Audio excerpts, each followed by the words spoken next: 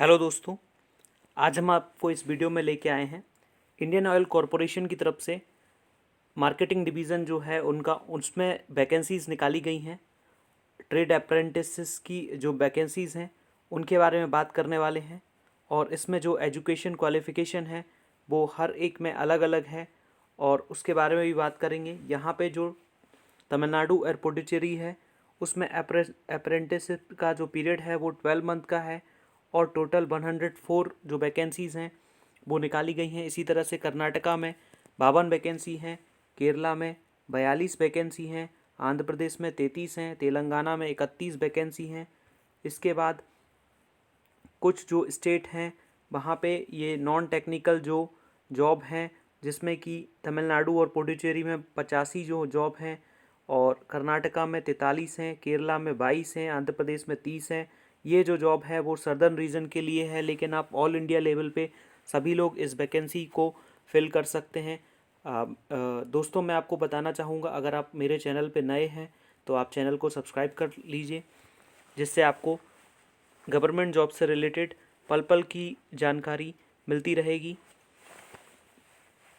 इसके बाद जो कर्नाटका है वहाँ पे भी 3 और 2 जो जॉब हैं वो trade apprentices, data entry operator और data entry operator certificate holders के लिए अलग से जॉब है। तो इस तरह से टोटल जो जॉब हैं वो 493 जो वैकेंसीज़ हैं वो ओपन हुई हैं।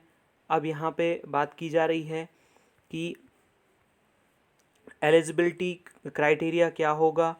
ऊपर जो कोड दिए हुए हैं उन कोड के लिए जो ट्रेड अप्रेंटिसेस है, जैसे कि फिटर है, मैट्रिक होना चाहिए, मतलब 10th क्लास होना चाहिए, विथ 2 ईयर ITI का फिटर का कोर्स होना चाहिए। ऐसे सारे जो अलग अलग जो डिसिप्लिन हैं उसमें दिया हुआ है। जैसे कि सबसे इम्पॉर्टेंट है नॉन टेक्निकल में डाटा एंट्री ऑपरेटर फ्रेशर जो है मिनिमम 12th पास होना चाहिए, लेकिन ग्रेजुएट से कम होना चाहिए। अगर आपके पास ग्रेजुएशन है तब आप इस फॉर्म को फिल नहीं कर सकते।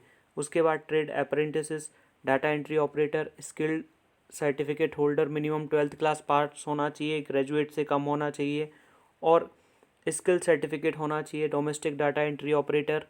और इसके बाद बात की जा रही है कि अप्रेंटिसशिप ट्रेनिंग अगर जो पहले से ले चुके हैं उन वो एलिजिबल यहाँ पे नहीं है, और जिनके पास हायर एजुकेशन जो जो डिग्री है जैसे कि BE है, MBA है, वो इस जॉब के लिए एलिजिबल नहीं है। अब सिलेक्शन जो है वो इस बात के लिए होगा, रिटन टेस्ट होगा सबसे पहले, और रिटन टेस्ट में MCQs पूछे जाएंगे जिसमें कि 4 ऑप्शन में से एक सही है।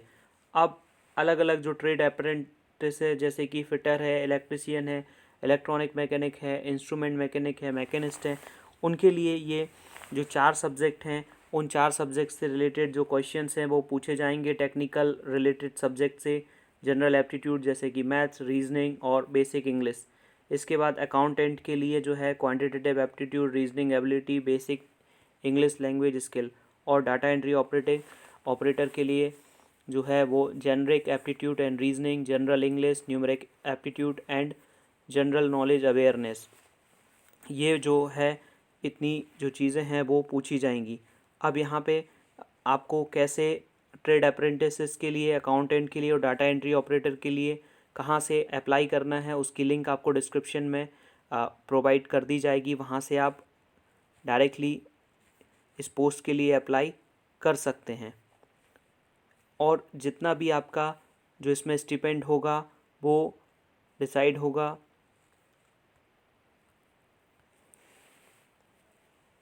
अप्रेंटिसशिप एक्ट जो 1961, 1973 और अप्रेंटिसेस रूल 1992 के हिसाब से आपको टाइम टू टाइम जो अमेंडमेंट होता है उसके हिसाब से आपको मंथली स्टिपेंड इसमें दिया जाएगा।